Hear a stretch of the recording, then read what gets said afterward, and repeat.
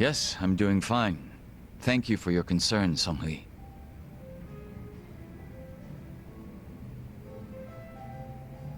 Yo, what'd she say? Oh, nothing. She just asked for an update on the situation. That's all. Yeah? Bet it feels pretty good knowing a babe like her's looking out for you. I'm blessed to serve one such as she. The Joon-gi Han I served before was quite the blessing as well.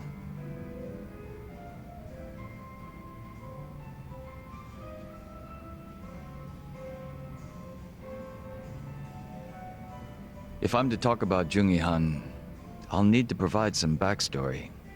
Cool with me. I got plenty of time. Ha! Then I hope you're prepared to sit for a while. Sure, I'm all ears. My father was one of the stray Chingwon Mafia I mentioned earlier. And to speak further, he was a lowly thug left behind in a foreign land. In my youth, I was relentlessly beaten by my father, in addition to being neglected by those around me. Home, school, no place provided me with even the slightest bit of sanctuary. Thinking back on it, I'm sure I was a rather dissolute child. Well, you're not alone in feeling like you got no place to go. Plenty of people feel that way, even civilians. Feelings of isolation are really that common, huh? Not sure if I should be comforted or not. Sorry, didn't derail the story, did I?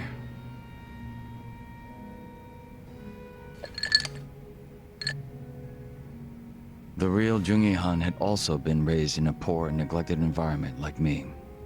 But rumors of his strength, intelligence, and ambition started to swirl. And as the men from my father's generation grew older, Joon-gi Han started gaining more and more power.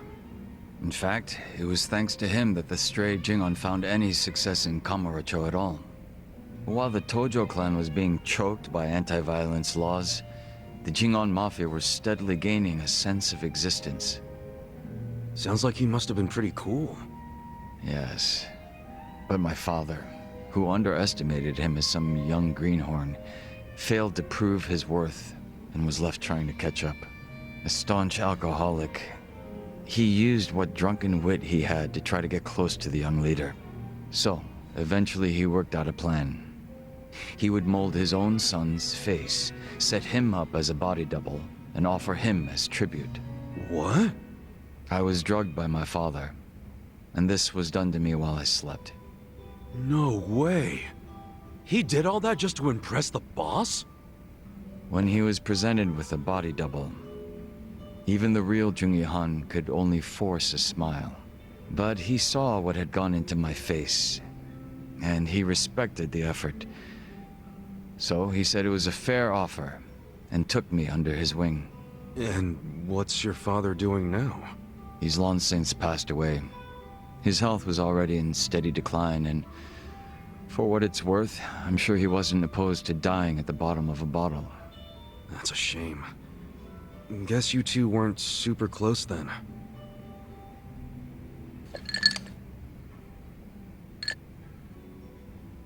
Joon-gi Han kept me at his side as much as possible so that I might learn his mannerisms. Strangely enough, it was the only place that finally felt like home. I was very much his servant, and he was very much my master. But in spite of that, we shared a lot of laughs in the long time we spent together. A lot of drinks as well. And though I was his double, it would be rude of me to say that we came to resemble twins. So the way you're talking right now, that's something Joon-gi Han taught you? The real Joon-gi Han had a way with words I never will. And when he walked into a room, you knew it. Try as I might, I would never reach his level. Hearing you say all that makes me even more curious. About what, may I ask?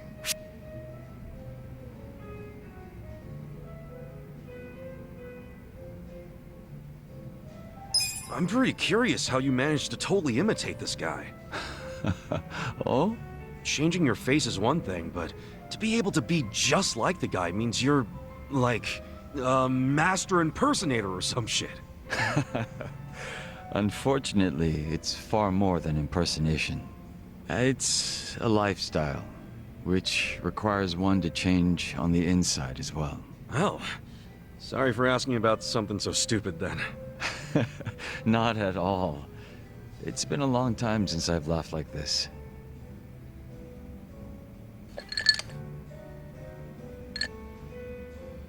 But you know, despite me saying sorry, there's still one thing I gotta ask. And that is? Isn't it about time you told me your real name? Ah. Still a no, huh? Ha. Just a little taken aback is all. I have no problem telling you.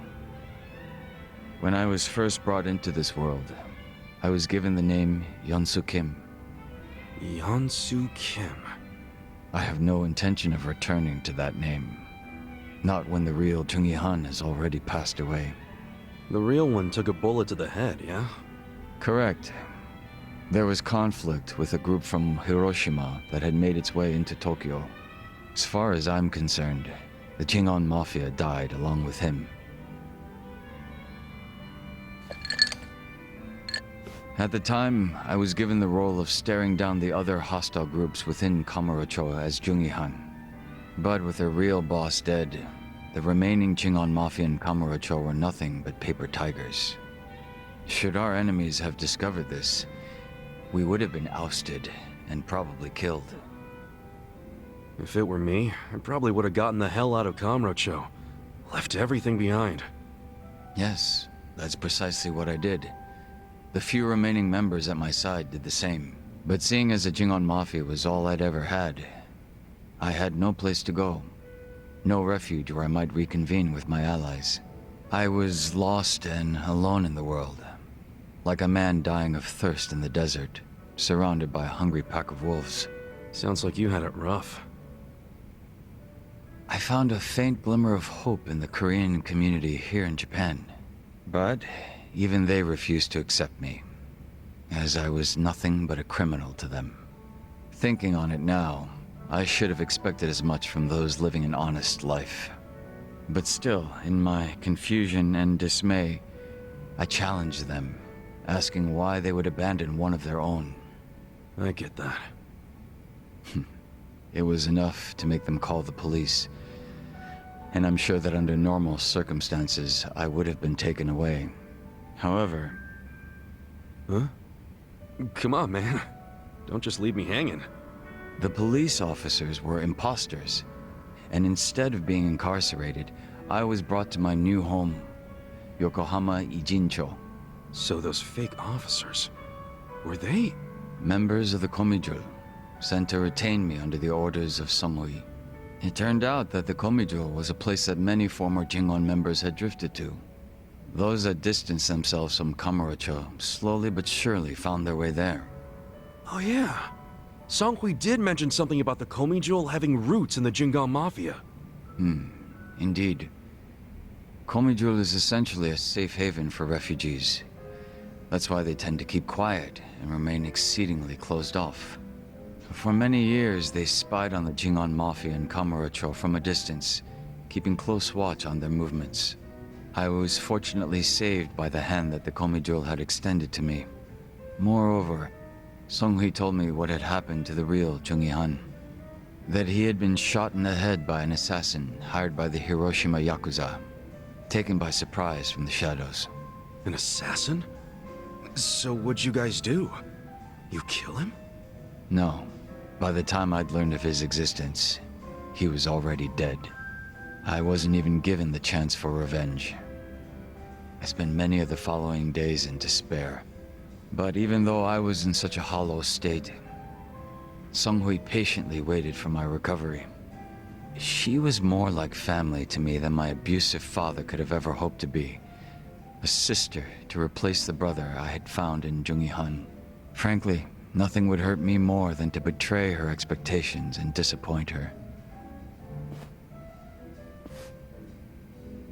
And Kasuga-san, as for you and me...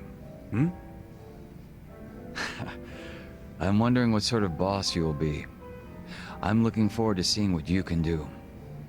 I don't remember ever becoming your boss.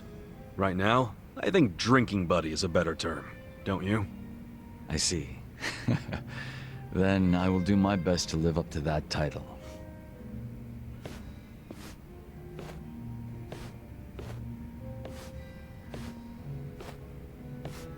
Well, guess that's finally it for introductions.